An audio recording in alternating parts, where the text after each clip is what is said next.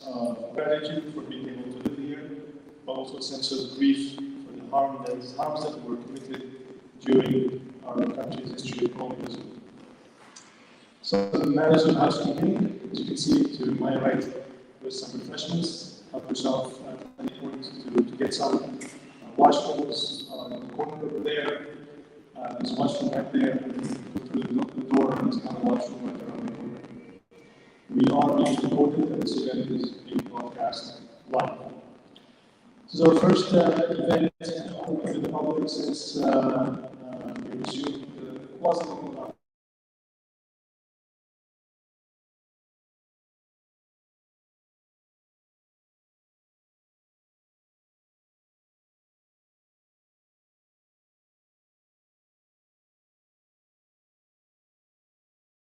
Celebrate some sort of happy or joyous occasion, however, rather because just over a year ago, your grandmother, your father, your mother, your daughter were killed in the census acts of violence motivated by hatred against Muslims in Canada. Samantha was 46, his wife Abdullahi was 44, Samantha's mother Talat was 74, and Samantha's daughter Yuna was 15. Only Thais, who occupied Mazigh, was the sole survivor.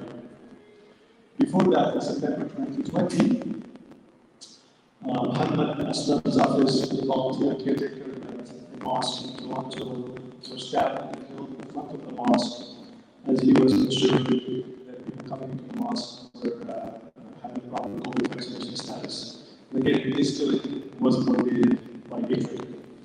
And of course, in 2017, 6 worshippers in Quebec accidentally lost their lives when a gunman attacked their peaceful mosque during evening prayers. There were 20 there, who was 39, Mamadou Tanabé, who was 42, Khalid al-Asmi, who was 60, Bubakar Fati, who was 44, Khalid Hassan, who was 41, and Sadiq Sufian, who was 57. I'd like you to stand and remain a moment of silence and prayer to honor those victims.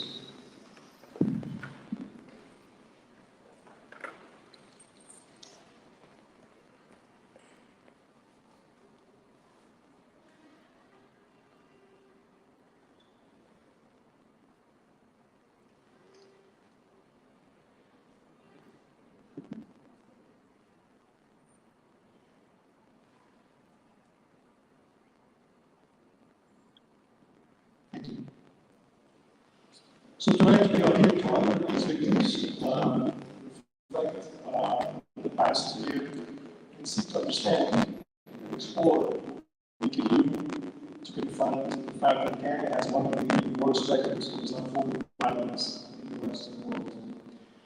Earlier this year, the MIA published a report entitled Friendly Mental Community Experiences with Islamophobia. I invite you to grab a copy and available in the back. And this report presents the results of a survey into community on community members' experiences. Of the 190 respondents, 62% reported experiencing Islamophobia. 73% of those were women, 43% reported experiencing it in schools, and 73% in public spaces. The majority did not feel safe being identified as Muslim in public, and the majority reported that their mental health was negatively impacted by Islamophobia. In fact, of the youth in the sector responded, 41% reported experiencing Islamophobia, reported that they had impacted their mental health, and 48% of the youth who reported experiencing Islamophobia were black. So in order to get a copy of this book, of this report, also on the table in the back we have some books available for sale. Books by our guest speaker from Ottawa, Dr. Monia, and also a book by a local scholar in Manitoba on the history of Muslims in Manitoba. So I'm honored to be joined by three distinguished guests. Dr. Monia, you were right from Ottawa, who's a human rights activist and author. My good friend, here to my left, Omar Abdullahi from the city of Winnipeg. Dr. Adele here, I have was graciously agreed to facilitate tonight's conversation. I want to emphasize to the competition and invite you as well to be part of that conversation. Dr. Mary is a distinguished professor of history and women's and gender studies. She is a historian of colonialism, imperialism, transnationalism, gender, sexuality, racism, and Western Canada in the 19th and 20th century. She's a publisher of several books and also puts her academic knowledge to practice and activism. She has challenged racism in healthcare delivery, in her whole profession, among barriers to library access for people who are homeless. From 2003 to 2014, Dr. Barry held a Tier 2 candidates chair. She's a fellow of the Royal Society of Canada and the past president of the Canadian Historical Association. She's currently the director of the University of Manitoba Center for Human Rights Research. So I turn it over to you, Adele. You can take it from there.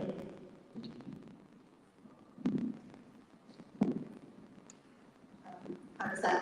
That sounds good. Well, thank you for that very kind introduction, and more generally, thank you for the invitation to join in this conversation tonight, which is an enormous honor, and I'm very happy to be here and to be a part of what I think will be an important and significant conversation.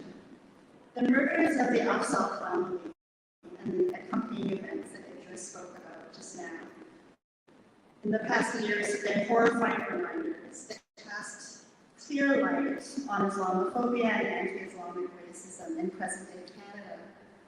To understand these events, we need to look beyond the rhetoric of Canada as a multicultural society to see its histories of colonialism and white supremacy. From 1874, when a crowd of white settlers attacked black households in Nova Scotia, to the execution of Métis leader Louis Riel and 8 other Indigenous warriors in 1885, to race riots in 1907 in Vancouver that attacked Chinese and Japanese Canadian businesses and homes, to the present-day state of death of both Black and Indigenous peoples by police forces and also in hospitals that promise to offer spaces of healing and comfort.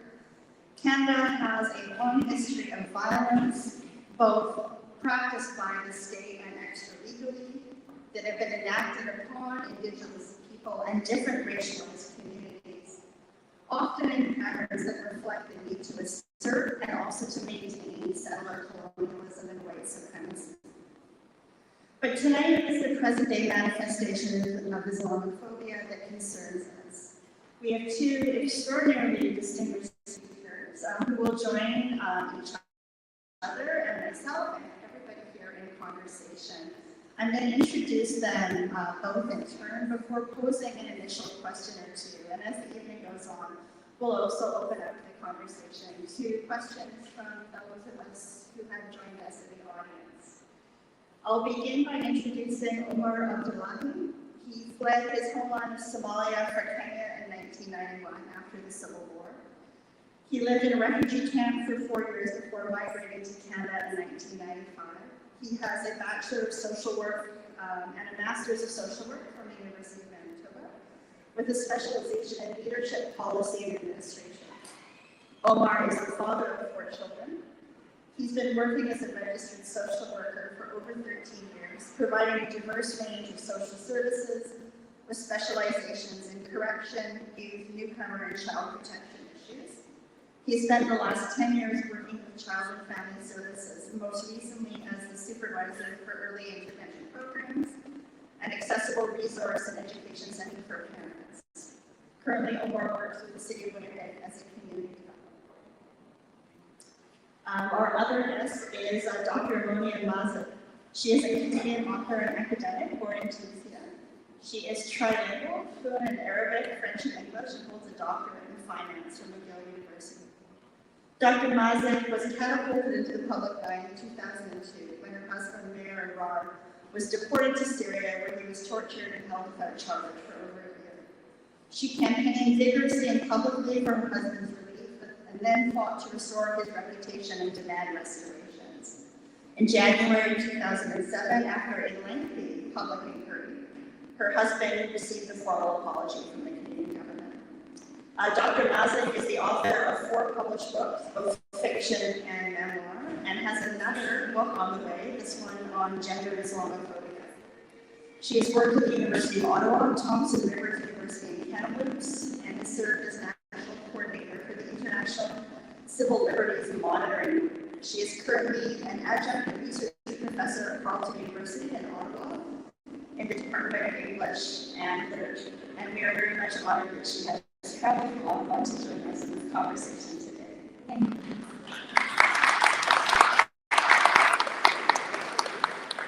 So the first question I'm going to put to our 2 very distinguished speakers, and I'll ask whoever would like to begin and can begin, which is, what is the relationship between recent histories of Islamophobia and the war on terror? Well, first of all, thank you. Thank you, Adele, Omar, for being here together this evening. Thank you for the Medical Islamic Association for inviting me to be your guest this evening as well. It is really an honor to come and visit the place. A lot of people ask me today whether this is my first time. No, it's been actually a few times that I visited Winnipeg, and it's always for me really a nice, some sort of a visit, because I have a few friends, and also it's a sense that I know the city, so it's not really a strange part of Canada to me. Well, the question you asked is very important, because unfortunately the recent attack, the recent attack that we are sadly commemorating this year, after 1 year of the Al-Aqsa family being attacked on the street by a truck driven by a young man, is something maybe some of us see as new, or some new manifestation. And also the killing by another young man of 6 Muslim men going to pray at the Quebec City Mosque, and then the slaying of another man who was like a kind of a caretaker of the mosque, who was all of these acts, violent acts, bring us or connect maybe us historically to a sad part or a sad part of the history of Canada. Sometimes,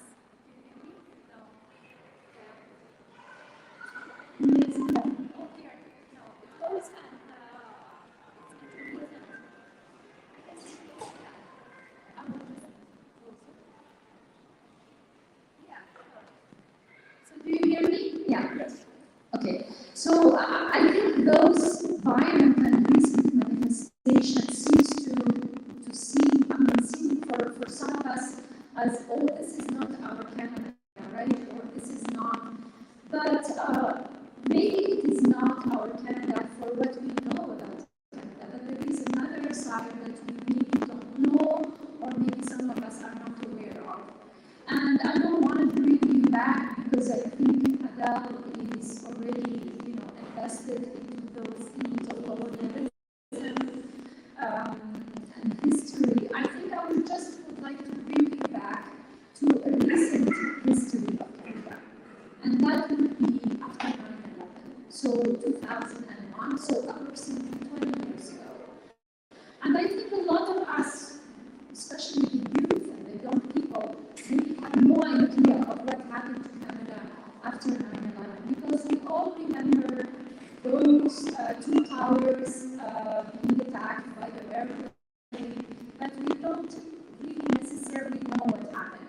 Well, I would like to remind you that immediately after 9/11 in Canada, in December 2001, we passed the first anti-terrorist legislation, and that was passed in a record of time. Not other legislation in Canada was passed as fast as this one. And remember that we didn't really need practically this legislation, because the attacks did not happen in Canada.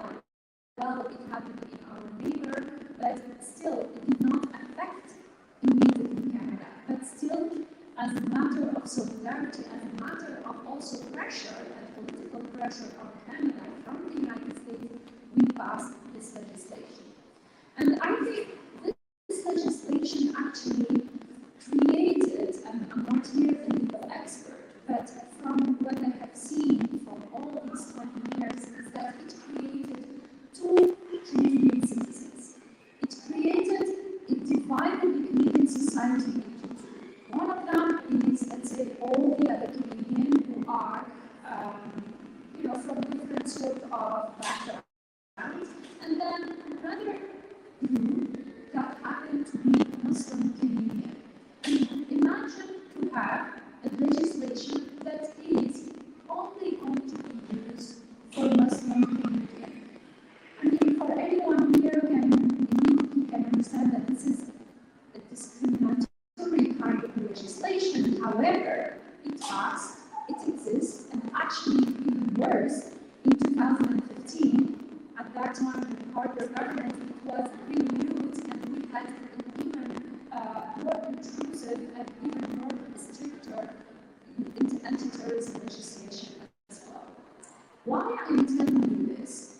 Because I think at that time, one of the reasons some groups, not necessarily Muslim groups, human rights activists, they opposed the introduction of this legislation because they said we don't need it. They said that we can still use the criminal code as it is to go after those who commit those actions. But the legislature, the government, still said no, for different type of acts or for different type of crimes, we need different type of legislation. And I think this is really something that paved the way to this idea of them and us. So those people who commit violent action, we create other laws for them. And from there, it trickled down from up until to people who are on the street, who think that there is us and there is them, who think that there are the ones who are law-abiding, who are good people, who are no troublemaker, and then the others who deserve special laws to be treated. And I can maybe, go on and on here talking about that, but I will give you some concrete example, and then I'll pass it on maybe to the next sort of question. Immediately after that, this legislation has been used actually up to today only against Muslim Canadians. So even Alexandre, who committed the crime in the Quebec City Mosque, so shoot 6 person in the worship place, he was not convicted under the terrorism legislation.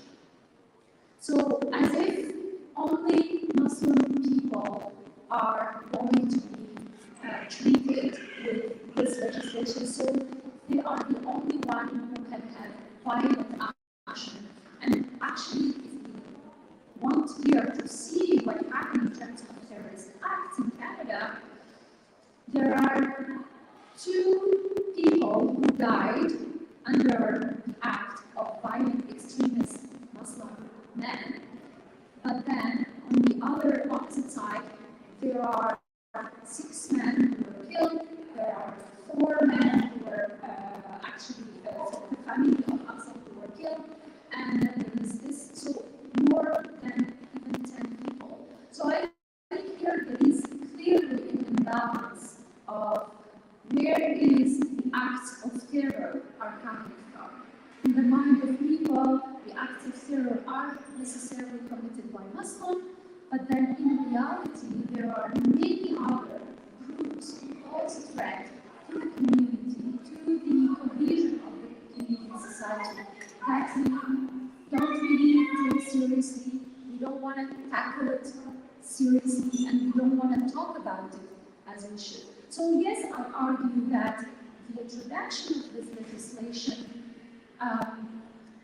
created, not that Islamophobia did not exist before, it existed, but I think with the fact that we created those special laws to tackle like a problem that not really did not affect us as a Canadian society, but still, I think we have the impression that terrorism lives among us from the media, from the stories, from the politician, and then at the end of the day, I think that encouraged some groups to act in some sort of not fearing the consequences and going up to killing the Muslim or some people from the Muslim community. So yes, there is a relationship between them.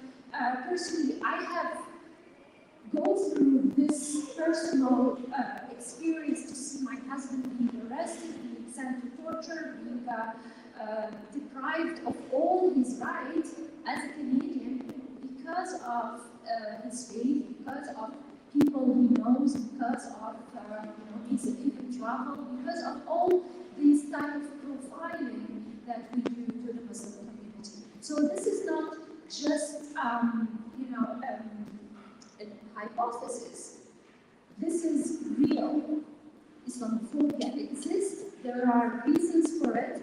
Anti-terrorism legislation is in part to blame, but of course, in the course of the event, we will talk about other reasons of how we banalize and how we normalize Islamophobia. Thank you very much for that, Dr. Mazigh. It really brings, I think, to the fore the relationship between legal sanction and then ongoing history, the way they work together to create very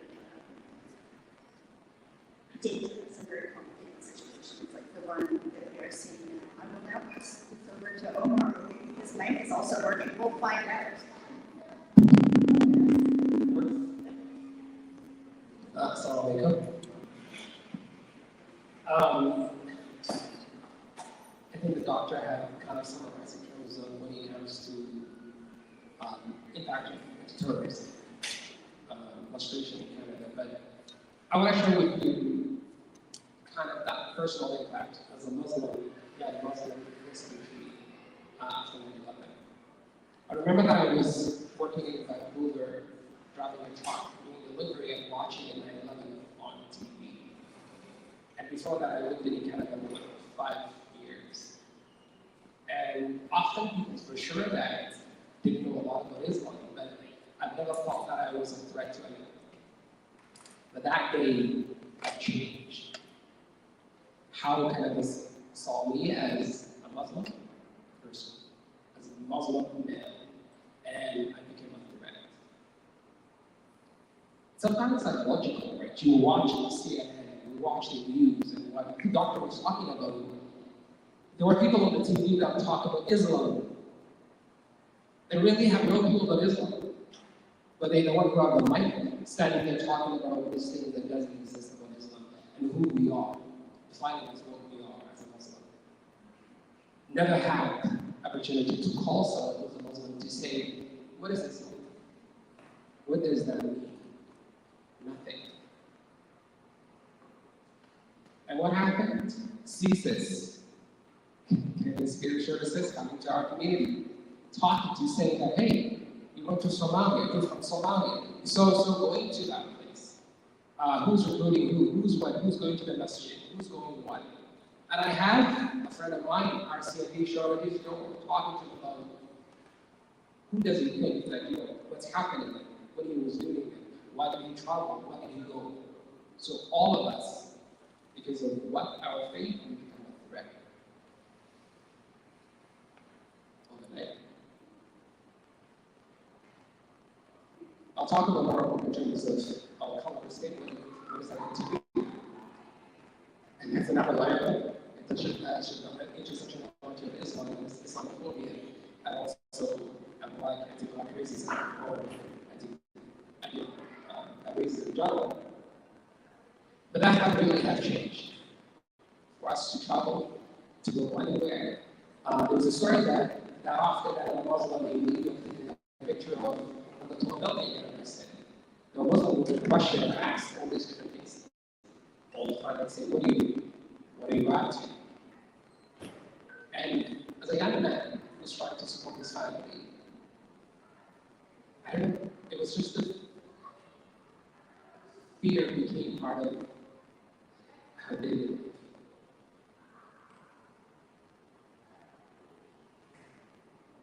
And maybe that was intention, I'm not sure. But that's what happened to us as a community. And then we have to censor ourselves. I got pictures, and I got a picture of the tall buildings, right? I'm not gonna go at places that I often will go. I used to joke around that. I used to work with a couple of our safety officers here in Winnipeg to do anti-gang presentations. And I used to joke around that. I gotta keep your cell phone, so if I travel, I'm gonna say I know so-and-so. So call me. So that terms.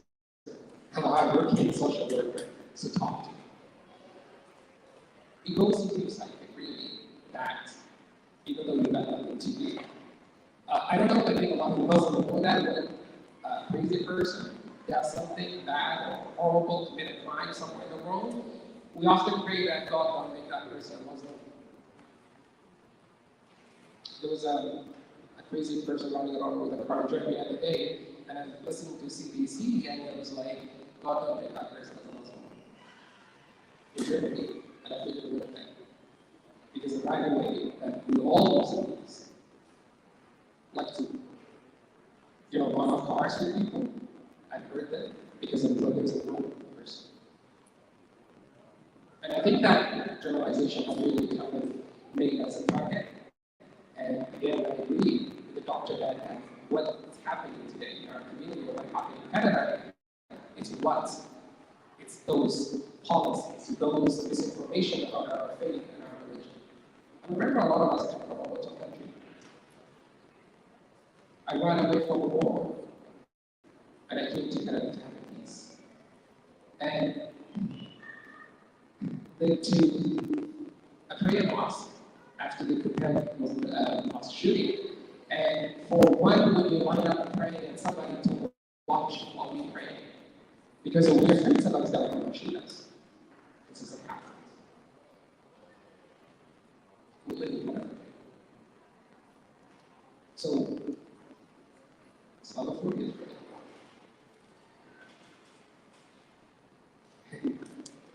We're not really doing a good job of that, so we need to do something about it. Thank you.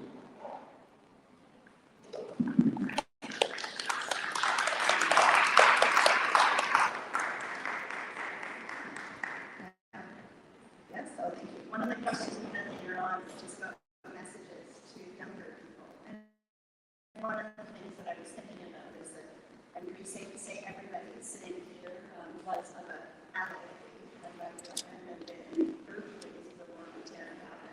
But one thing that I'm teaching it is trying to think about what that means to pass on the knowledge or the experience that may be through that to younger people who experience this as history, that they may know something of it, family and community members that live through it, they live through it. So I guess maybe an add-on question I'll ask you is how can we convey the lessons that we've learned and continue to learn, maybe to a generation who is living through that as history rather than the present. Thank you. Well, I think for me, I learned how to navigate the system, to fight through hardship. And I don't wish for the younger generation to learn these matters through hardship. I think it is very important that while there is some peaceful time, or there is really like some really comfortable, some comfort, it is important to maybe prepare yourself to more difficult times. And I wish it won't happen like anyway, in case. It is I was talking to a very interesting group of young girls before coming here, and we were talking about exactly like, what should we do? And one of the things I found myself reflecting upon is when my husband was arrested, for example, and that was in 2002, and that was immediately after 9/11. And believe me, there was not people talking about Islamophobia at that time. Actually, there was a lot of people saying, oh, we should arrest all these terrorists and put them in prison. And even if they are not terrorists, let's kind of find one that we think is a terrorist. So I think it is very important for me at that time, first of all, to speak out. I think speaking out is very important, and not for the sake of, we want to be like in the social media and all these videos, but I think speaking out, that means, denounce all form of injustice. Not necessarily always about Muslim, it can be all different injustices that we are surrounded by. And I think I discovered that because I found people who were not Muslim, but still believed in what I was trying to convey. So I think it's very, very important to build allyship, to build alliance, okay? To build like network with people who are who understand these issues, who care about human rights, who with politicians. I think it is very important because remember who passed those legislation. It's not really like someone walking on the street, they were politicians. So I think it is important that our politicians know about what we are going through. We shouldn't wait until, God forbid, somebody has been attacked or a family has been killed. So we have to start talking about actually what we are doing in city. Conversation. Talk about our experience. How I know that, I don't know if it is still the case, but a few years ago when I was the national coordinator of the International Civil Liberty Monitoring Group, I received phone calls from students, Muslim students, who were, for example, representative for the MSA, the Muslim Student Association, and would tell me, CSIS came to me, my door, to ask me question. What should I do?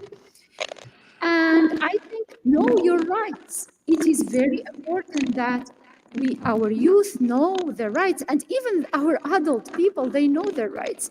When you have somebody knock on your door and say that, they want to ask you a question, you are not always really supposed to go and have a coffee with them and talk to them about your life, even if you have nothing to hide, because believe me, every one of us has something to hide, right? This is our privacy. So we cannot claim that I have nothing to hide. I can sit with the police or I can sit with CSIS. So I think those things, we should know them. And our young people, they should know their rights. They should also be, denounce injustice, denounce and talk about, what happened to them. Denounce.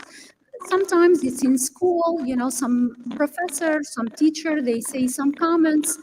And I think it is important to stand up for your rights, because it's not easy, whether it is school or workplace. And again, in order to stand up, you cannot do it alone. You have to be people. You have to be someone. You have to be you are with us, Dr. Adele Perry, that is standing and understand these issues and stand up with politicians who can be, part of our network. I was also talking about the importance of the Muslim community to be represented somehow in media and to be represented somehow in the arts and into movies. And there are some good initiatives that are being done, but I think a lot of people do not understand what we are going through. They don't understand our stories. We have to write our stories.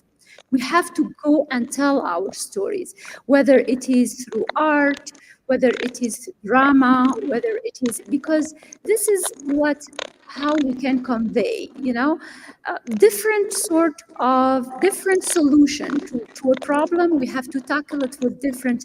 There is the advocacy. You can be serious. You can be an activist. You can be a politician. You can fight with laws. I mean, you can fight legally. But also you can do it with humor, you can do it with poetry. I think, yes, we need that. Those stories, sometimes they are funny, sometimes they are sad, but we have to convey them. And I think there, I can see a few days ago, I don't know, Omar, if you said, but there is a musical about Somalia in Toronto. It's a very, my daughter showed me a brief, an interview with this, actually a Somali young producer, and she did this musical about, their story, how the Somali community flee the war, how they came, how many of them were driving taxis, so how it is hard for women to take care of the kids. I mean, so you make it into a musical, and then everybody can watch it, and everybody, will remember that. Yes, I mean, there is the soft side. This is what I call the soft side, and of course there is the hard side, which is, politics, legal, fighting those unjust laws with politics, with laws. So I think, yes, our youth should be trained and should be aware of this. And I know that this is hard. Yes, it is hard. But this is how communities are built. Don't think that Black community or, other minority groups got it easy. They went to also, prison, they suffered, there was a lot of injustice. So I think if we want to survive, if we want to continue living, if we want to be present, we have to continue this narrative, but not, let other people tell our story. I think we have to be the one part of the stories, because I think this is also important, that we have to be in control of the message. This is what we would like to convey. Thank you very much.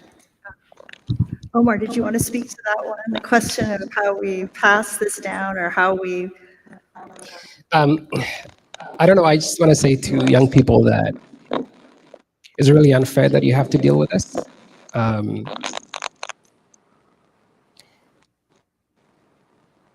It's not your fault. You did nothing. That's your faith. That's your color of your skin. But this is your reality.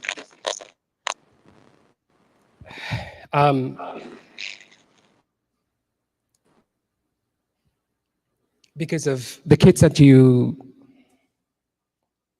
Canadian kids who are born in this country, like you, don't have to deal with that. But that doesn't make you powerless. What the doctor said, that there is tons of things that you could do. So again, your voice matter. So use it wisely.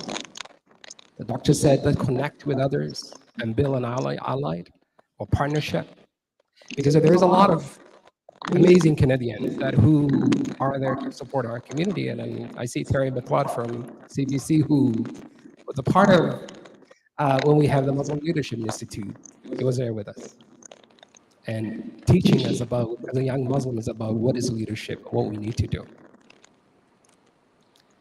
So make sure that you build a relationship with the community, because often when we are isolated, when we are alone, that's where white supremacists or people who don't like you take advantage. And that is a very... And like the doctor said, that, educate yourself, know the issue.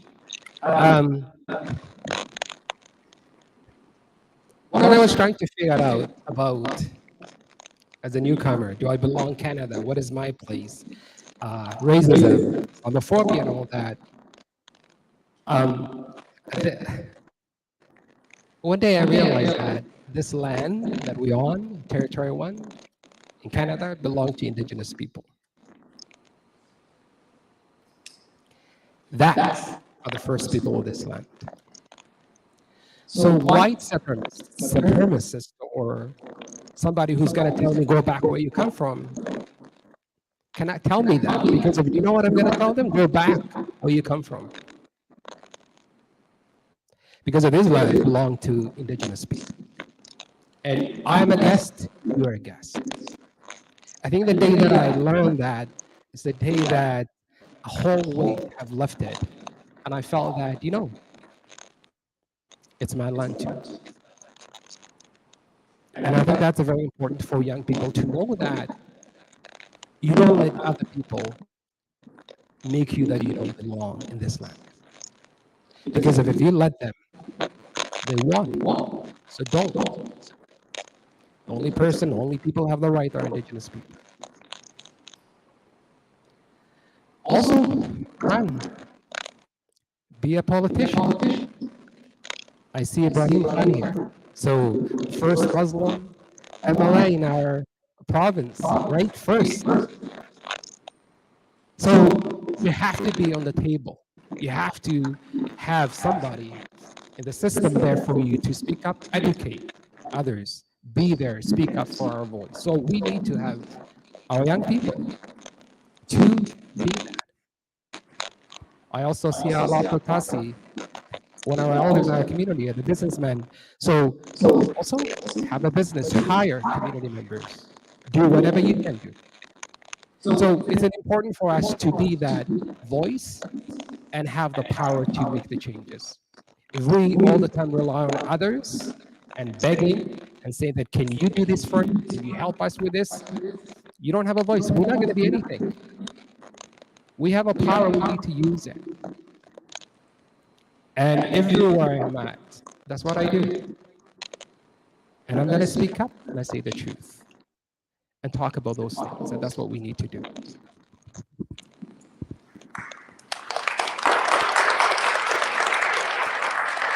So make sure I'm using the right one. So thank you very much for, I think, that really powerful discussion, Mr.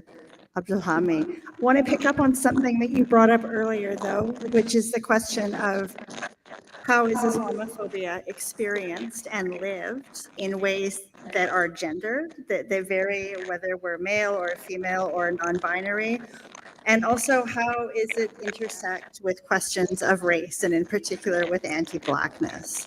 So how is Islamophobia lived in the intersection with these other and related identities and histories?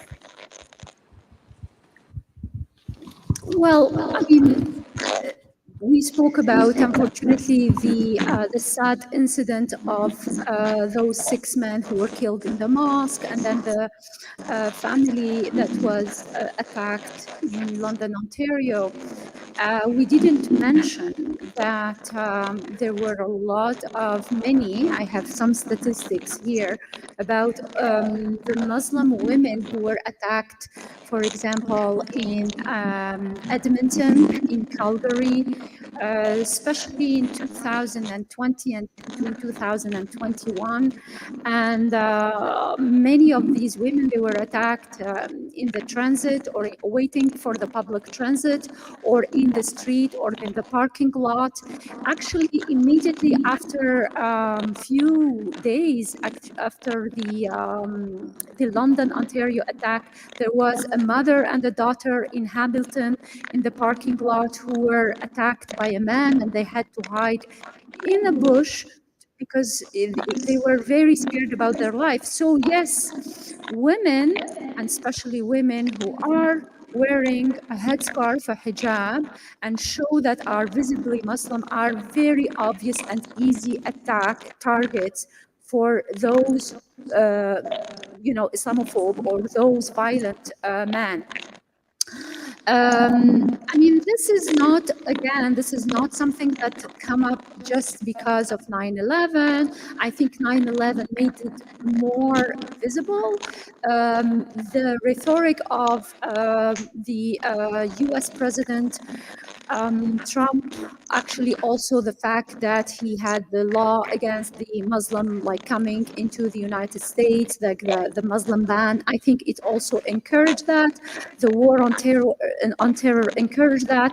What came to be represented as the war on terror is this picture of a woman covering, wearing a headscarf or wearing a niqab. I mean, we have seen how the Taliban and then in Afghanistan, how this is always, you know, a story about women. So the representation of Muslim women, usually in movies, in the media, always, you know, is represented by stereotypes that Muslim women are oppressed, that Muslim women are,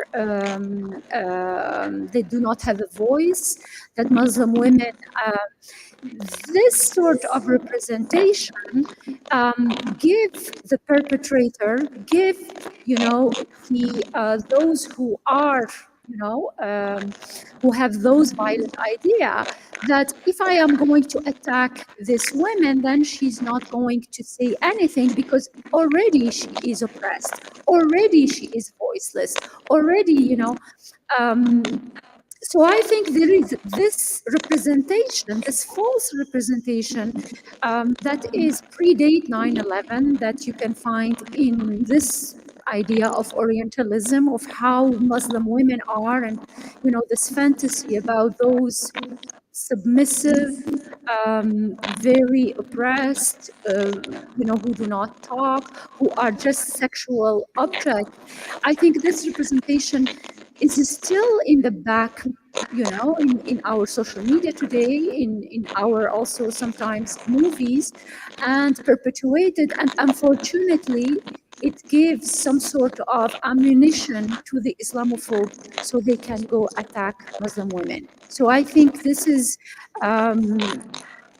the other thing here I wanted also to talk about is, I mean, in Quebec, of course, we have this legislation that was passed, and it is 3 years, I think, as of today, Bill 21 that was presented at that time.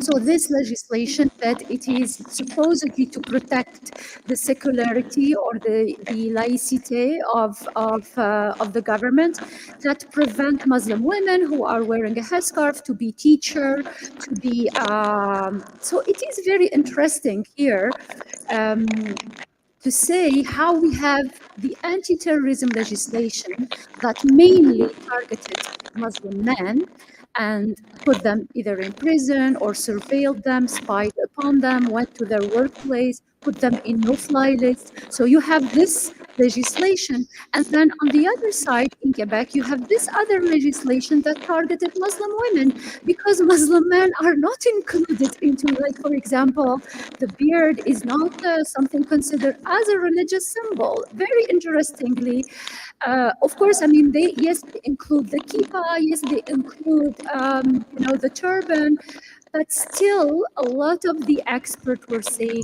this is really clearly a targeting of Muslim women wearing a hijab. So it is another manifestation here of a gendered form of Islamophobia. So why, for me, someone who studied in Quebec, who, you know, cannot theoretically go back to Quebec and become a teacher? I have all the qualification. I can still do all whatever. So I think this is really like problematic. And then once again, you know, this discourse of Islamophobia is wrapped into, you know, some sort of a candy package of we are, you know, we do whatever we want to, we have different sort of way, we want to preserve the equality between men and women, all these kind of arguments to sell this legislation that is very, I mean, obviously for me, it targets and it deny Muslim women to pursue their career and to become teacher, to become police officer, to become public prosecutor, for example. So yes, there is a huge here angle of targeting Muslim women because of how they dress, because of how they live their spirituality, because of how they live their femininity. And this is, it makes it hard. I know a lot of young women who think twice about wearing a headscarf. I know about even like women who cannot find a job and decide that, you know, it's either my job or my faith. And then they end up choosing their job because they really need to put money on the table. So I think those things, they should be also discussed. But each time, as a Muslim women talking about them, it makes it really look like, you know, subjective, or as if I am defending, but fine, you know, I need to defend any other women who has, you know, opinion and to practice her faith and to practice her spirituality as she sees it. So yes, though there is a huge angle and a huge part of Islamophobia that is gendered, and that we do not talk about enough about it. And I can give many examples how, you know, whether it is in university, job-wise, there are a lot of obstacles and difficulties also for women to dress the way they dress, even outside Quebec, all across Canada, to show that, yes, women are easy target.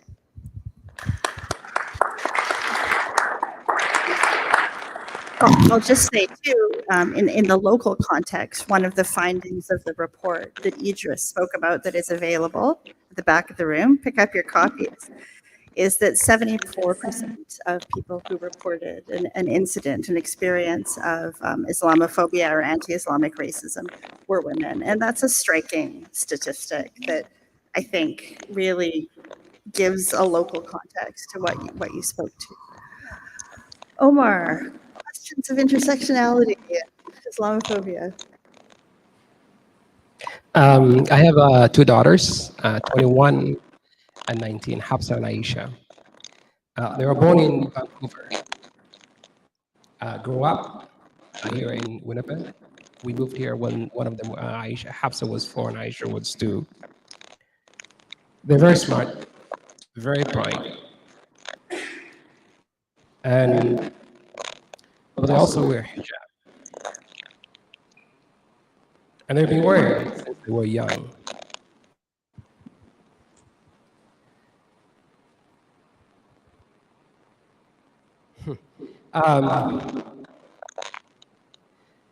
It's funny that when you have your daughter who was born here, that you go to an office and they look at her and say that how long you've been in Canada? Or do you speak English? Because of she looks like me and she wears hijab. Just like that. It's telling her that she doesn't belong. You don't belong. You must be new to this country. If she was white, if she wore a hijab, would she have that? Somebody would ask her that question? No.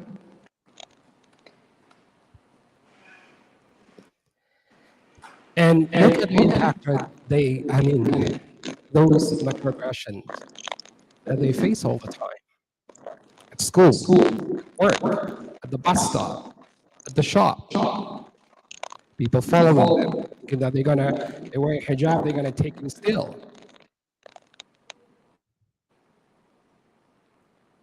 Impact of that. And the policies the doctor really eloquently talked about. That as a Canadian have in our system have an impact. what we say matters. I know politicians are amazing people, but they also have challenges, which is really that they need to educate themselves and stop chasing votes. And look at that all Canadians, because we all matter. Not about what part of the city that you want to be elected, or how many seats you want to have the parliament, or who you want to speak to, or what you say, because of what you say, because of you have the microphone matter. So when you put down one community and ask support for people that you know that have views that are not right, for that are not inclusive, for the sake of getting a vote, it's not right. Because if when you become a leader, you're going to be a leader for all Manitobans, all Winnipeggers, all Canadians. And it's your responsibility. So sometimes having principles and standing up what is right matter. Because of my daughter matter. And they're Canadian. And they have every right, like every child, like your children, they have the same rights. And it's important to think about that. There is a lot of kids, like my daughters. We're also talking about anti-Black racism. There's another whole kind of, I don't know where to start. I also have a 12-year-old and a 5-year-old who look like me, who are also born in Winnipeg. And my 12-year-old, his name is Luqman. I was taking him to school one day. He goes to Al-Hijra Islamic school, and I was taking him to school, and that's when the murder of George Floyd. And he asked me, Dad, why did they kill him? What do I say? What would you tell your child that a man was murdered because of what? Color of his skin? That humanity didn't care and somebody recorded it? Right? What would you say to your child? What will you say to your child knowing that he will be racial profiled, he would be targeted? Nothing else because of his color of his skin. Because of historically in Canada, and I think a lot of Canadians don't know the history, that we used to have slaves. We used to enslave Black people. We used to sell Black people in Canada.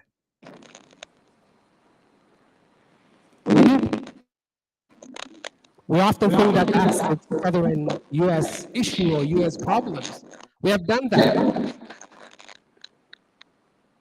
So we need to learn about the history of what we have done. And we haven't let, like, people of color were undesirable to come to Canada. Remember that I think 1913, there were Black people coming in from Oklahoma, coming in to come to Canada, become farmers. And we said, if you read the newspapers, it's just a horrible thing, what they say about those Black people coming in. In the meantime, we're going to Europe and ask and say that, come, we have a land, free land for you. Look at the prairies. And we're telling Black people, like actual immigration officers went to US and telling them to write articles in the Black-owned newspaper to say, don't come to Canada.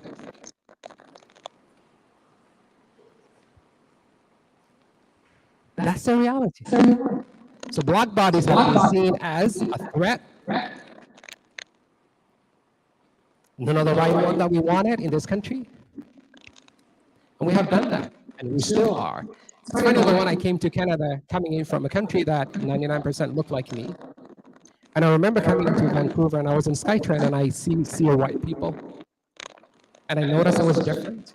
Another kid called me the N-word in school, in high school, even though I was an advocate of color, but again, and I'm thinking, what? A history that I really know nothing about, now I need to kind of live that experience. My color matters. Even though I didn't know that I was Omar, that was who I was. But again, censoring yourself. What do you need to do differently? Going to the bank? Do I take my hands out, or do I need to clean the pocket? People think that I am going to rob the bank, or not because I'm black. Like, you got all these psychological things happening to you, trying to figure it out. But that's the reality. So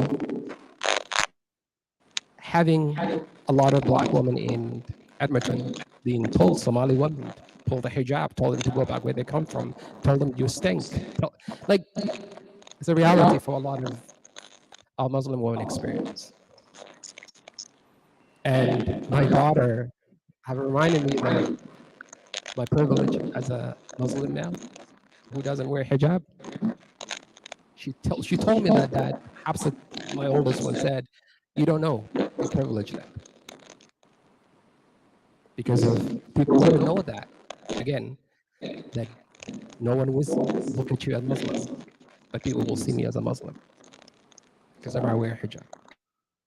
She's visible, my daughter. Thank you.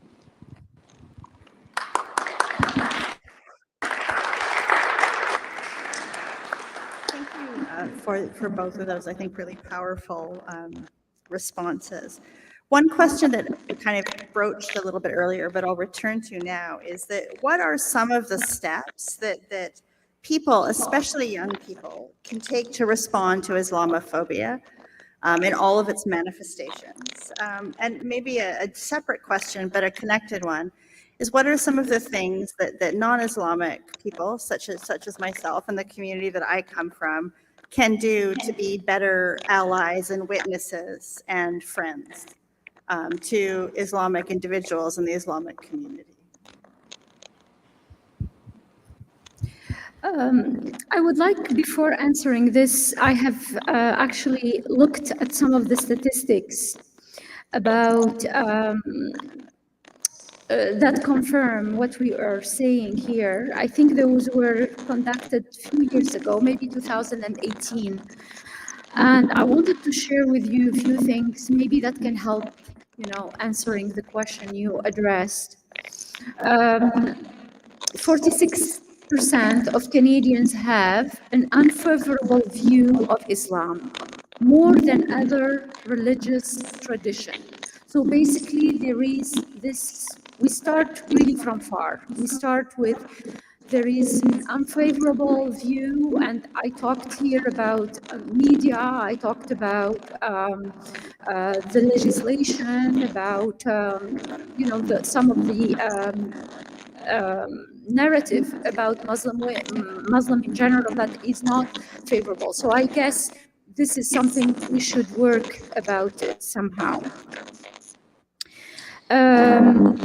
Actually, we were talking about Muslim women, and 47% of Canadians support banning headscarves in public. So it's not only a matter of, oh yeah, this is Quebec only.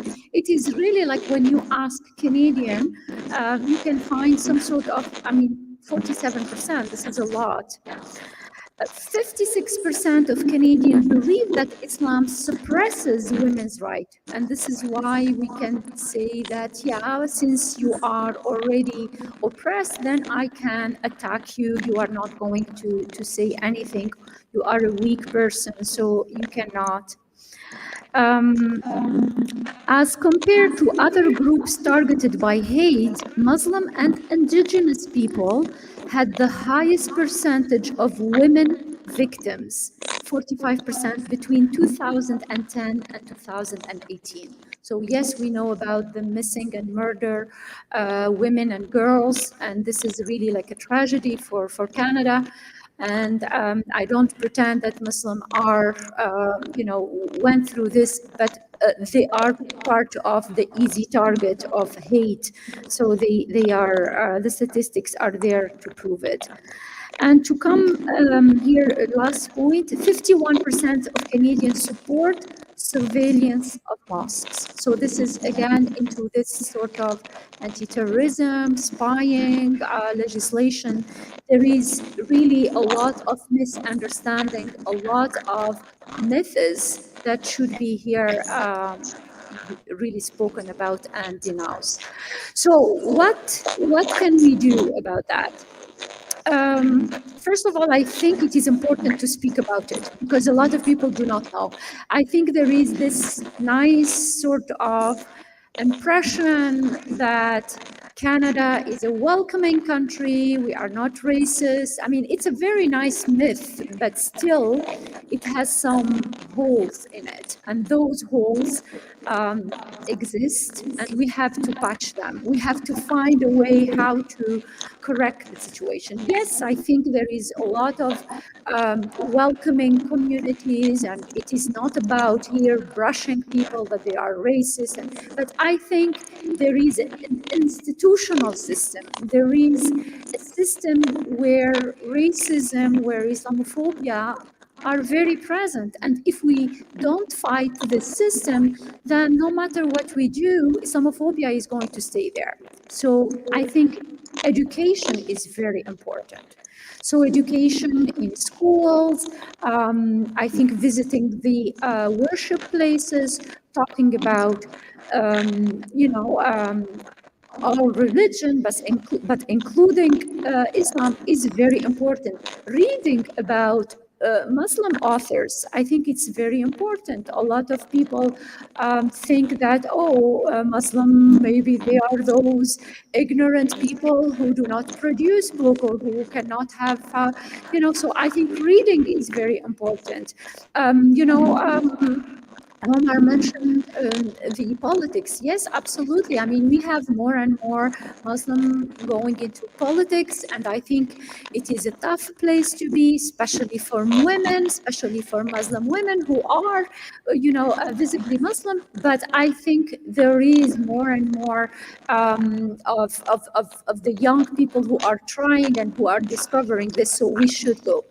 Building, I think, I'm kind of repeating myself, but I think it's very important here, building network, building friendship. And I don't have the statistics here, but I remember a few years ago, the NCCM, the National Council of Canadian Muslim, they had a survey and they asked actually Canadian whether they have a Muslim friend or not.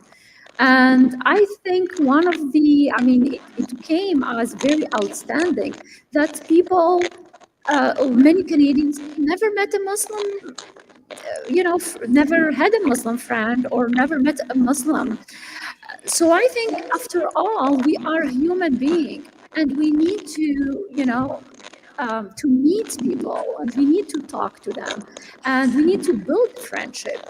I give a course at the continuing education at Carleton, and I teach semi-retired people, and then I tell them this, have a friend, and they say, how can I make a friend? And actually, yes, it is difficult because of our, how we live, how,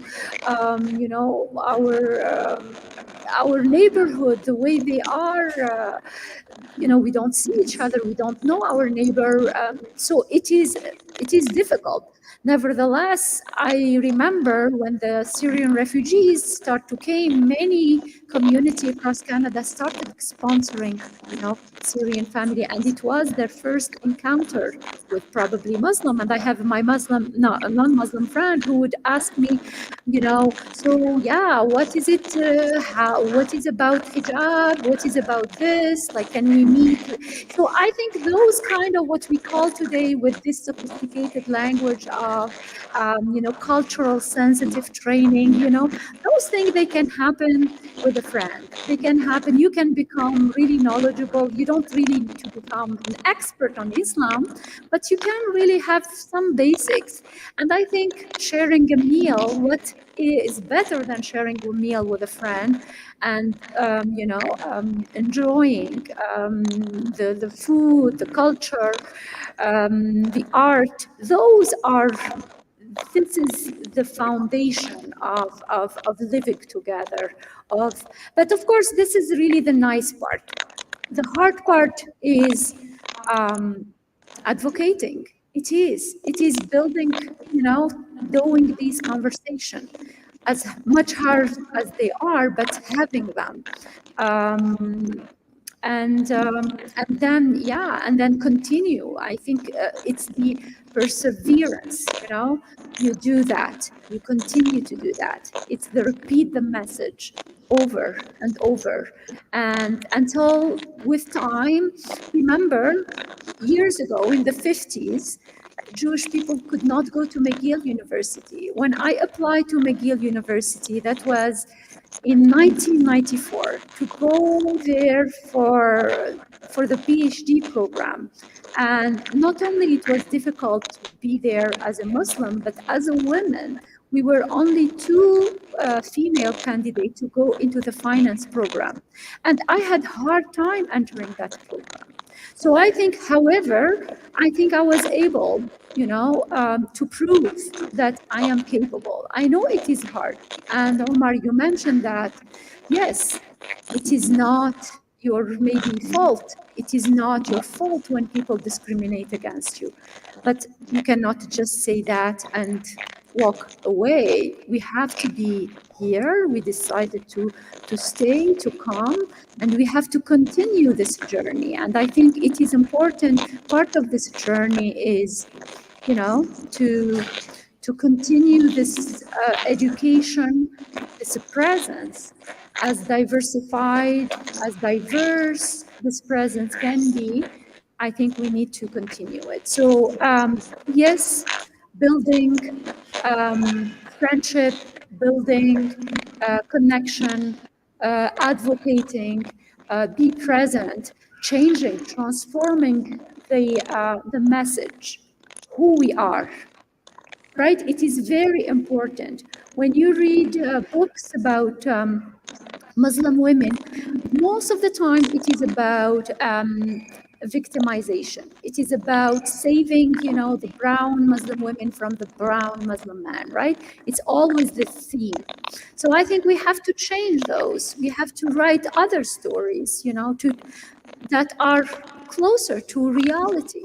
I grew up with a very strong women around me, and I didn't see them at all being oppressed.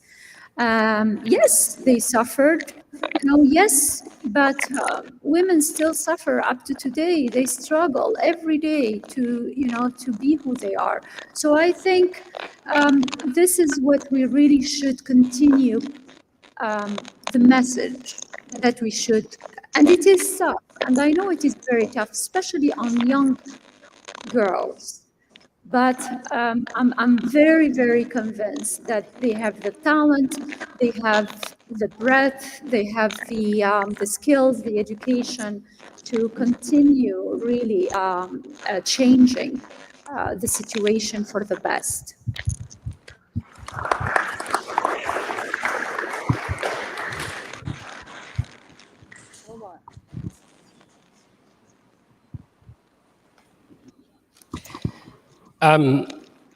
Steps to respond to Islamophobia and anti-racism or anti-Black racism. I don't know. I think a lot of us who have been in Canada for when Dr. Monia was fighting to bring her husband back to Canada. I don't know. I remember you on TV speaking up. You are going to by yourself, going to politician and talking to, and speak up when at that time that not a lot of people believed in you. And you spoke up, and you fought, and you kept it, and you brought Mahara back to Canada.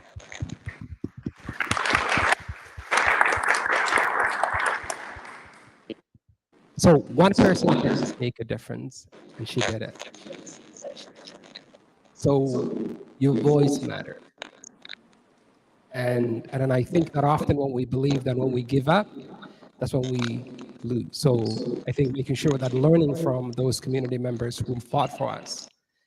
Every day that I'm working the city of Winnipeg, I know that, or every day that I have an opportunity to get a job or education, that I'm on shoulders of our community members who fought for a long time for me to be that place, that space that I am. Because there was a time that a person looked like me or her faith was not welcome in those spaces.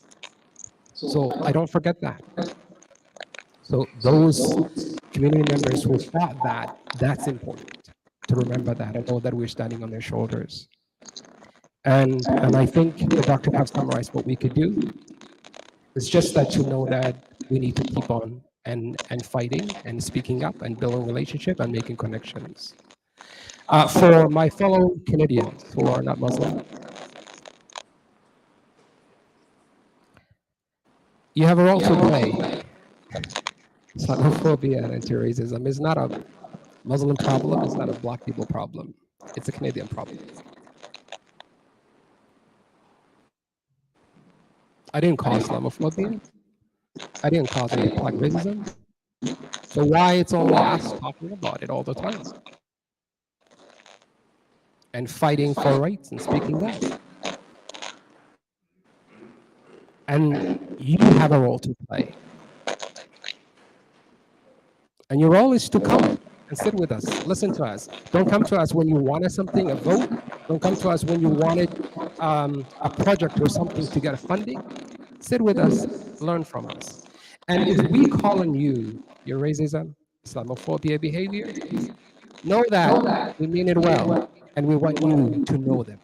Because of you might not see it, but we see it.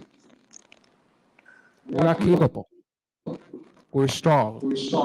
We could do things. But you need to, we don't want you to look after us. We want you to work with us and be there with us. As a Muslim or as a Black people in this country, there is spaces that we don't often go. We're not invited. Area in our city or in our country, seats were not there. But you're there. If you're an ally, and when you see somebody doing something that is Islamophobic or anti-racist or racist, just call on them. That uncle, that racist uncle, call his racism. That powerful person that often say things that is inappropriate, call on them. Do you know the children are not born as a racist? Have you ever watched 4-year-old, a 3-year-old? They're amazing. They are like, love everyone. They don't care. But they turn 5, 6, 7, 8, 9, 12, and teenagers, and they will call you the N-word straight right away.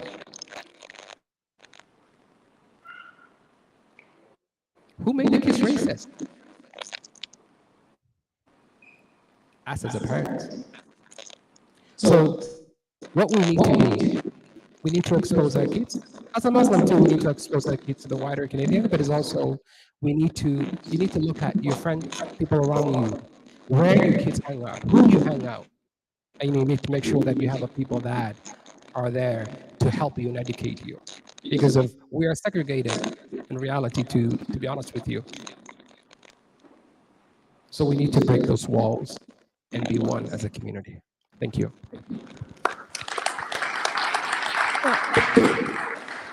Thank you very much for those really powerful and engaged responses to our questions. We now have time to take questions from the audience. And it's a pretty big room, but it's not all that big a room. But if you'd like just to sort of stand up and let us know you have a question, I can also bring you this very fine microphone. Oh, and it looks like Idris has okay, so there you go. So if you let us know, we'll bring your microphone to Assalamu alaikum. Peace be with you all. Thank you very much for a fantastic evening to do with Islamophobia. Islamophobia is alive and flourishing in Canada, and a lot of people working against us in there, but we also working the best we can. All of us, if it was the MIA or Islamic Social Services, a lot of booklets has been printed for years and years, and a lot of police in Toronto and Montreal and all over Winnipeg being alert to the Islamophobia, and we do a lot of that, and we, inshallah, we will work all together on this. I'm just going to touch on something the doctor said about the hijab. I experienced a lot of that stuff in there. I have a company where we hire a lot of sewers, and normally the sewers are ladies more than the men. You get one man as a sewing machine operator and 99 ladies. So one lady came in and she says, I want to apply to be a sewing machine operator. And I says, yeah. I called the supervisor. I said, test her for what she knows, what she, as far as sewing. So she came back and said, yeah, she's good. She can come and work anytime you want her to work. So I says, come Monday. She says, no, I can come Tuesday because I have a child now. I want to put him in the some place to look after him. So she came Tuesday, and she came with a hijab. I says, are you a Muslim? She says, yeah. I said, why didn't you have a hijab when you came in the first time applying for a job? She says, I couldn't do that because nowhere I go with the hijab, they wouldn't hire me. So that's exactly what you said in there to a lot of them. This is one of many in there. When you talked about Omar about and the doctor about connecting with the politicians in there, yes, without politicians, without people there, we cannot go nowhere. The other communities in there, and I don't want to name many, if they were not involved in their community with politicians, they never got what they are today. We have to connect with the politicians everywhere. When the statesman of Canada, the prime minister one time, the only danger to the country or to the world, Islamism. I don't know what's the word Islam. That's what he meant to say, but he did not know the pronunciation probably at that time. So that time we had to change. We had open school here, Islamic school, and we had to change. It's called Al Hijra Islamic School. We had to take word Islamic out because fear for the kids. And I did that in there. We did that. The board did that in there because we were worried about it in there.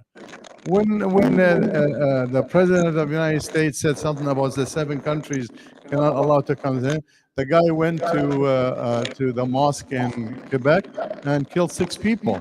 And I'm not sure about the 51 people in New Zealand, because of something said, Trump said something there, and they killed 51 people. Guy traveled all the way from Australia to New Zealand to kill Muslims in there. So many things like this in there, but yes, you are right, and Omar is right, and we all have to work together in there. We have to put ourselves with the politics. We have to make a difference in this world in there with the politics in there.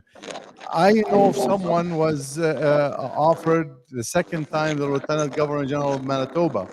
And that's nice, for a Muslim to have that, except for certain things could not go through because of family issues and all that stuff. But that was offered to a Muslim the second time, and was a debate for 3.5 weeks in there about it. But because of family issues in there, the job did not get to that Muslim person in there. So what I'm saying in there, if we wanted to get 19, when the war was in the Middle East in there, so I get a call from the chief of police at the time, and they said, anything happened to you, Abdu? You call me right away. I said, well, if something happened to me, I wouldn't have the time to call you.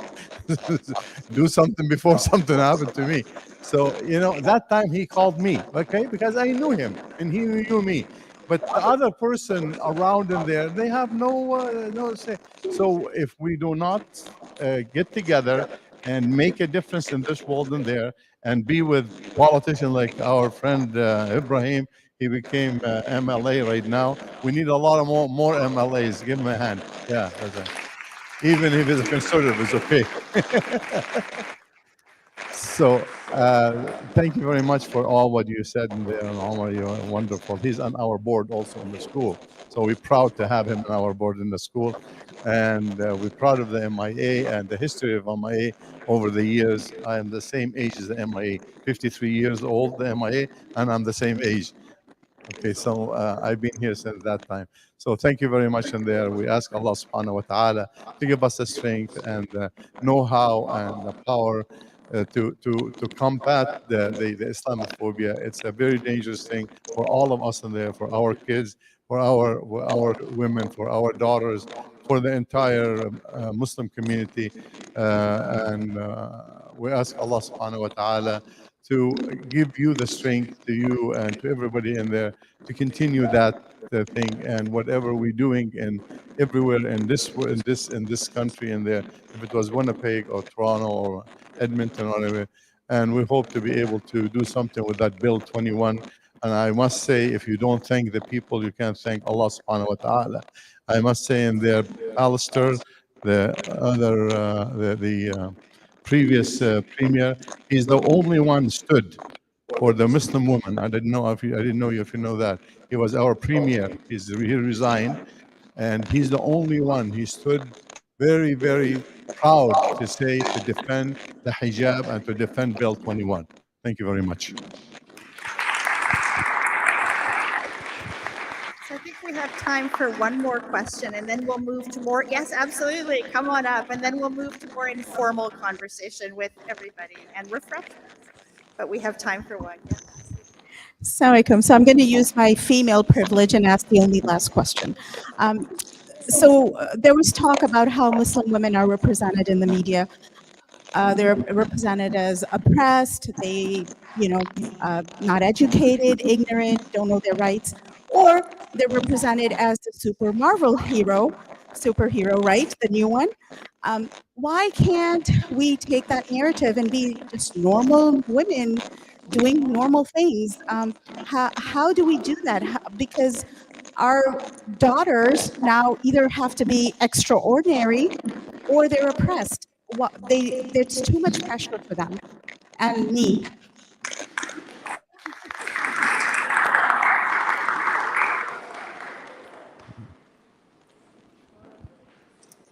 I know it's hard. It's very hard. Yes, it's this sort of dichotomy.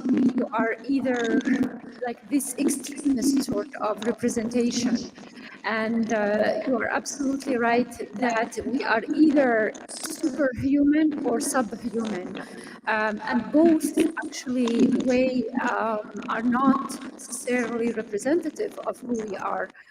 I think when it comes to women in general, frankly, without Muslim or non-Muslim, we all see that, like, the kind of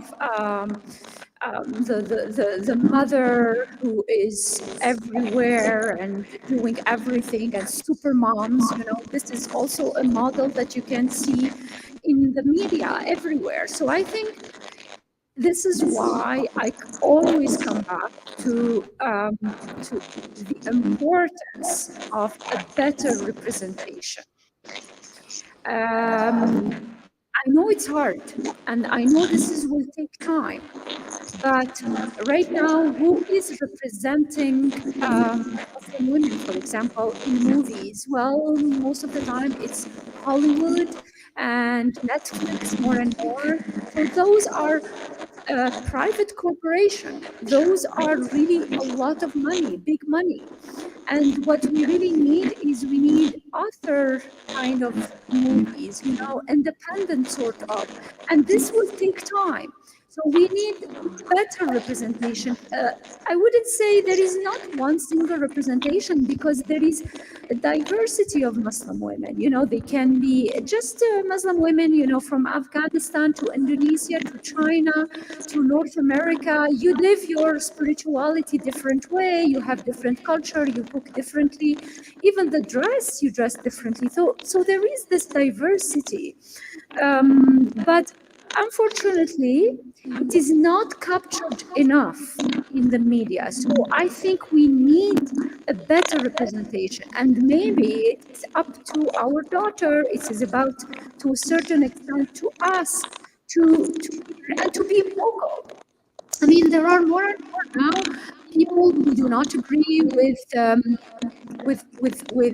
books, and they are vocal about it. I mean, before it used to be a little bit, only academic people can have a say on certain book. Now people read books and they can criticize them and then have different. The same thing with movie. I think we have to. The power of the consumer today. As a consumer, you can decide which movie you are gonna watch and which movie you are going to boycott. So I think it is very important to be a well-educated also consumer. You cannot just, bow to the pressure of, oh, I don't want to miss those sort of representation. So I think, yes, you have to be active, very active. Again, maybe this is, years ago we had, what is it called? Muslim in the prairie, little mosque in the prairie. I mean, it was a try. It was a very good attempt to present something to the mainstream Canadian and to bring something different. So I hope that maybe, other younger filmmaker, other producer will build on that and bring something different. And there is. I heard that in the UK there are some, new series being done. So you have to be part. We cannot just be far and, lament. Oh, we don't like this, or we don't like that. We have to be, or maybe we have to be vocal so people, they hear us more, because I think this is very important. If they constrain us between two extreme, we just want to be who we are, and we need that representation. So it will come. I'm sure it will come, but it will take time. So the fact that you raise it, that we are talking about it, so that means there is an awareness about that. So it will come from the extreme, people will move into the middle.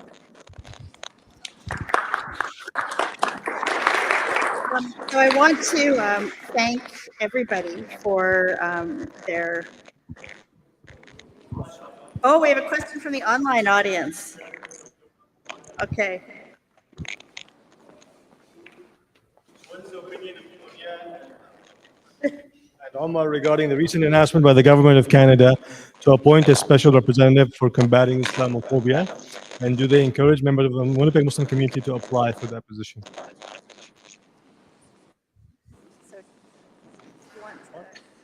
I'll repeat the question. Okay. So what is your opinion? Yeah, it's about the special envoy, that this position is being created by the government to combat Islamophobia. So they announced that they will have a special envoy for to combat Islamophobia. And then I think the question, if I understood correctly, would we encourage people to apply for that? What do you think of the announcement is the question, and would you encourage people to apply? Well, I think I will start with positive sort of thing. I think, yes, definitely, it is a good announcement. I wouldn't doubt that this is something that is bad. It has been asked by organizations like NCCM, which I consider as representative somehow too about what's going on in the Muslim communities across Canada. So yes, there is a need for that. They appointed recently, I think, in the United States, someone. So I think Canada has no choice then to also do the same thing and follow what the United States are doing as well. Now, is this enough? I'm not sure that this is going to be enough to combat Islamophobia. I think, personally, I think Islamophobia is entrenched in many sphere of the society, institution, it's in media, it's in education, it's in many institutions. So it requires multi sort of plans. So a special envoy is not a prophet or a messenger and cannot just, or a magician that will turn everything, nice with just a stick or a wand. So I think we have to be very moderate and in our expectation and what we want this Islamophobia special envoys. For sure, I think it's important that Muslim should apply for this position and, should be proud to be, spokesperson. And however, I have another also point. I think so. It's not enough. So this is not. It shouldn't be. It shouldn't be. Give the federal government this sort of, oh, now we did our homework. That's it. So it's not just as if we are going to put someone maybe from the Muslim community who is going to solve the problem of the Muslim community. I don't think this is really what we really need. The other thing is Islamophobia. There is something going on abroad, like, what's happening in China, the Uyghur, the concentration camp, in Myanmar, this is Islamophobia. In India, this is Islamophobia. There is a lot of things going on in the Palestine. There is a lot of this. I mean, many countries who are even Muslim still have. So I have question. I'm not sure if I have the answer for that. So it depends on. So with this Islamophobia, some sort of special envoy, is it going to be monitoring the situation in Canada, or is it going to be monitoring the situation abroad? Because I think this is very important. If it is only going to make the other look bad and make us look good, I don't think that's really it would defeat the purpose. If it is only going to pick and choose, also it would defeat the purpose. Would that person be able to come and criticize the government when it comes, for example, the intelligence services, the law enforcement, CRA, what they are doing to charitable Muslim groups? I think those are very sensitive, but still they are very real problems. So would that special envoy be able to sort of criticize the government that appointed them? I'm not sure. So I think but nevertheless, I still believe that this is, a good step in the right direction, but it won't be enough and it won't absolve the government from its other duties to make sure that we have really a plan to tackle Islamophobia on all its front. Okay. So with that, thank you for that final question. Oh.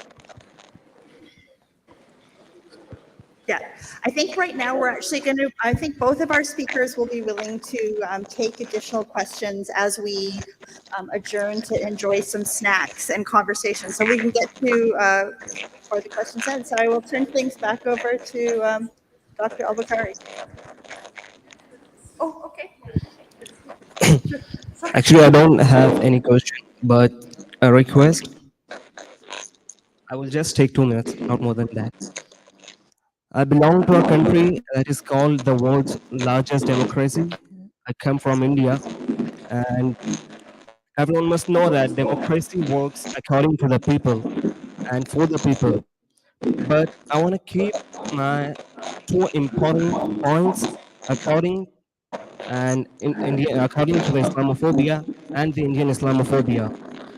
2 weeks ago, the national spokesperson of the ruling party of India insulted Prophet Muhammad on national television by making disrespectful statements on him. And after the reaction of the Gulf countries, the Indian government apologized, but did not arrest the culprit yet. So the Indian Muslims staged a nationwide protest on the 10th of June. And just to let you all guys know, that the protest is a fundamental constitutional right of Indian citizens.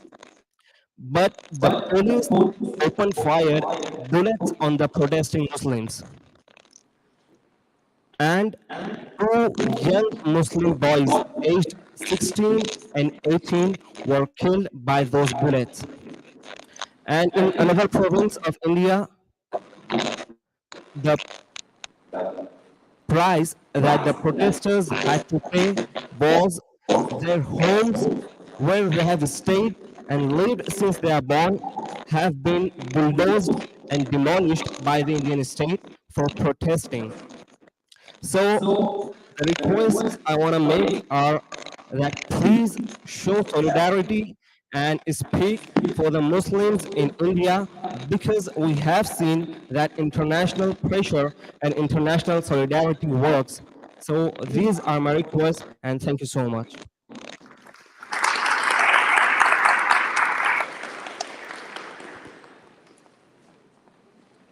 So thank you all, and I want to thank Monia, Adele, and Omar. I hope you don't mind the first name basis. I just want to tell us a quick one, 1 minute. So Monia spoke about friends. So 2016, I was starting my first term on the board, and I was responsible for like relations outside the community, and I kept getting this funny email from this guy who says, "I want to meet you for coffee. I want to meet you for coffee." And I'm like, "Who's this guy?" Random person, like I think my last name Jansen or something, and so I finally like reached out, and he said, "I hate what Trump is doing. I want to become your friend." And he's here, and he's kind of looking down because he's a very humble man, but we have been friends for the past 6 years, and I'm very, very grateful for that friendship and for all your friendship and presence here. But this is an example of what one man did, and through his efforts and help, we've been able, for example, to make new friends, establish connections, build integrate relationships, and so I'm very, very personally very grateful. And just to now, he's just not a friend; he's actually a big brother for me here in Winnipeg. So thank you, Vic, for doing that. And on behalf of the community, I'd like to thank our speaker with a small gift. Recently, this really, really interesting book published about the community's history by Ismail Mukhtar, one of our scholars here. So, Omar, thanks for your time with us here. Adele, you did great. Dr. Monia, thank you for coming all the way from Ottawa. Thank you so much. So please stick around for refreshments. Speakers will be available for some informal discussion, and have a good night. Assalamu alaikum.